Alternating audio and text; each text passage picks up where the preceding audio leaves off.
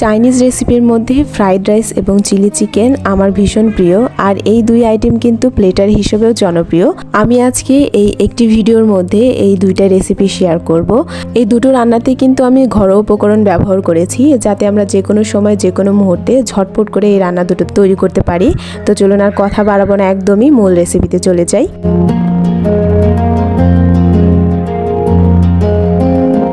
প্রথমেই আমাদেরকে ফ্রাইড রাইসের জন্য রাইসটাকে তৈরি করে নিতে হবে। এখানে আমি 1.5 কাপ চিনি গুঁড়া পোলার চাল নিয়েছি। আপনারা যে কোনো ব্র্যান্ডের চাল ব্যবহার করতে পারেন, আর অবশ্যই চালটাকে ভালো করে ধুয়ে পরিষ্কার করে নেবেন।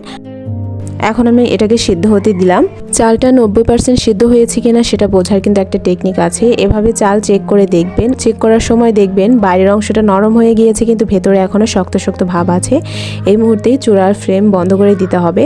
আর এরকম একটা ছড়ানো পাত্রে চালটাকে ছড়িয়ে দিয়ে ফ্যানের নিচে ভালো করে শুকিয়ে একদম ঝরঝরে করে নিতে হবে। কোনো রকম কিন্তু এতে জল থাকা যাবে না। খুব বেশি ভালো হয় যদি এই রাইসটা একদিন আগে তৈরি করে ফ্রিজে রেখে দেওয়া যায়। তবে এভাবেও যদি ফ্রাইড রাইসটা তৈরি করেন তাহলে কিন্তু ফ্রাইড রাইস অনেক ঝরঝরে থাকে। আর এখন ফ্রাইড রাইসে যে সবজিগুলো দিব সেগুলোকে আগে ভেজে নিচ্ছি। আর এর জন্য প্রথমে আমি প্যানে 4 টেবিল চামচ পরিমাণ বাটার দিয়ে নিয়েছিলাম।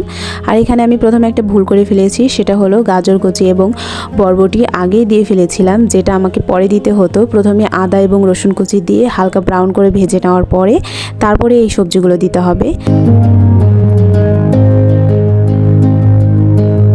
এখন এটাকে একদম হালকা ভেজে নিতে হবে। এটা কিন্তু অনেক বেশি ভাজা যাবে না। চাইনিজ কোনো কিছু রান্না করার সময় সব সময় গ্যাসের ফ্লেম হাই রেখে রান্না করতে হবে। আর যখন এটা হালকা ভেজে নেওয়া হয়ে যাবে, এখানে আমি 3 রকম ক্যাপসিকাম দিয়ে নিয়েছি। আপনারা এখানে 1 রকম ক্যাপসিকামও দিতে পারেন। এটাকেও হালকা একটু ভেজে নেওয়ার পরে আমি একটা সাইড করে রেখে দিচ্ছি। আর এখানে আমি ডিমটা ভাজবো। আমি ফ্রাইড রাইসে ডিম সবসময় এভাবেই ভাজি, তাহলে ডিমের ফ্লেভারের সাথে সবজির ফ্লেভারের একটা খুব ভালো কম্বিনেশন তৈরি হয়। স্প্যাচুলা দিয়ে আমি ডিমটাকে খুব ভালো করে ছোট ছোট টুকরো করে নিয়েছিলাম।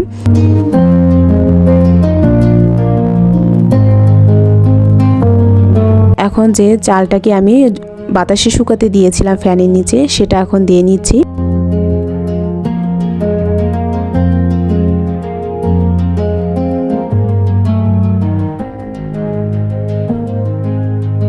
একটু মিশিয়ে নেওয়া হয়ে গেলে এখানে আমি 2 টেবিল চামচ সয়া সস দিয়ে নিলাম, আর দিয়ে দিলাম টমেটো কেচাপ।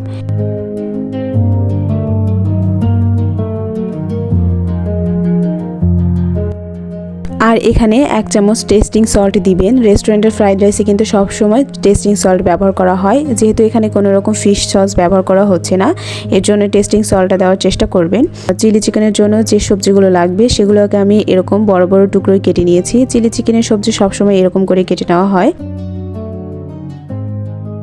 আর চিকেনের ক্ষেত্রে এখানে আমি হাড় সহ এবং হাড় ছাড়া 2 রকমের মাংসই কিন্তু ব্যবহার করেছি। অনেকে হয়তো ভাবেন চিলি চিকেনে শুধুমাত্র বোনলেস চিকেনটাই ব্যবহার করতে হয়, তেমন কিন্তু না। হাড় সহ চিকেন দিয়েও কিন্তু চিলি চিকেন খেতে বেশ মজার হয়। এখন এই চিকেনটাকে হালকা একটু ম্যারিনেশন করে নিতে হবে। এর জন্য 1 চামচ আমি শুকনো লঙ্কা গুঁড়ো নিয়েছি, 1 চামচ নিয়েছি ধনিয়া গুঁড়ো, লবণ নিয়েছি পরিমাণ মতো। আর এখানে আমি ম্যাগি যে স্বাদে মশলাটা পাওয়া যায় 5 টাকা দাম ওই পাতার, ওই একটা পাতা ব্যবহার করেছি। এটা দিয়ে চিলি চিকেন খেতে ভীষণ মজার হয়। আমি অনেকবার ট্রাই করে দেখেছি, আমার ভীষণ ভালো লেগেছে।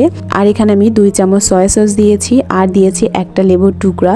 লেবুর টুকরা দেওয়ার একটা কারণ আছে, যেহেতু চিলি চিকেনে ডিমটা ব্যবহার করা হয়, এর জন্য একটা আষ্টে গন্ধ থেকে যেতে পারে। এর জন্য লেবুর রসটা দেওয়ার চেষ্টা করবেন। মশলার সাথে চিকেনটাকে খুব ভালো করে মিশিয়ে নিচ্ছি। এখানে একটা ডিম ফাটিয়ে দিয়ে দিলাম।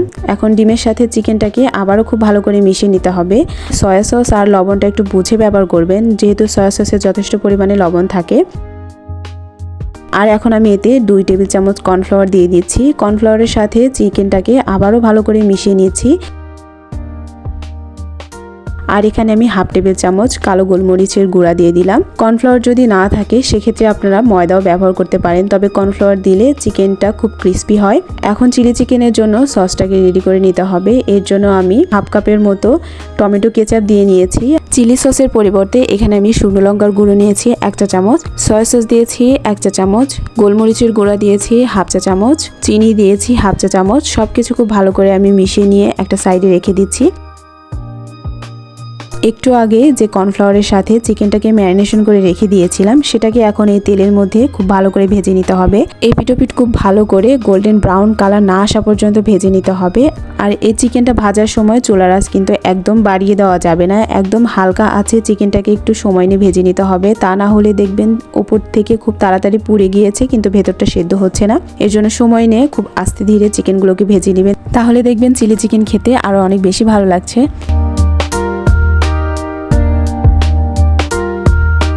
আর ওই তেলের থেকে আমি কিছুটা তেল সরিয়ে নিয়ে বাকি তেলের মধ্যে এক চামচ করে আদা রসুন কুচি দিয়ে দিচ্ছি। এটাও গোল্ডেন ব্রাউন করে ভেজে নিতে হবে।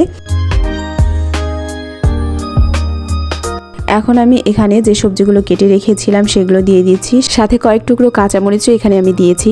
এখন এই সবজিগুলো কিন্তু ভাজা যাবে না, 30 সেকেন্ডের মতো আমি এখানে নাড়াচাড়া করে নিয়েছি। তারপরে যে সসটা তৈরি করে রেখেছিলাম সেটা দিয়েছি। আর এই অংশটা আমি ভিডিও রেকর্ড করতে একদমই ভুলে গিয়েছিলাম। সসটার সাথে সবজিগুলোকে একটু নাড়াচাড়া করে নেওয়ার পরে এখানে আমি হাফ কাপ কর্নফ্লাওয়ারের মিশ্রণ দিয়ে দিয়েছি। হাফ কাপ জলের সাথে আমি 2 চা চামচ কর্নফ্লাওয়ার ভালো করে মিশিয়ে নিয়ে এতে দিয়ে দিলাম। আর এখানে কিন্তু কর্নফ্লাওয়ারের মিশ্রণটা দিতে হবে, ময়দার মিশ্রণ দেওয়া যাবে না, চেষ্টা করবেন কর্নফ্লাওয়ারের মিশ্রণটা এখানে দিতে। এখন সব কিছু খুব ভালোভাবে মেশানো হয়ে গেলে এটাকে আমি নামিয়ে পরিবেশন করব। খুব বেশি সময় কিন্তু এটা রান্না করার প্রয়োজন নেই। এখন গরম গরম ফ্রাইড রাইসের সাথে এই চিলি চিকেনটাকে পরিবেশন করব।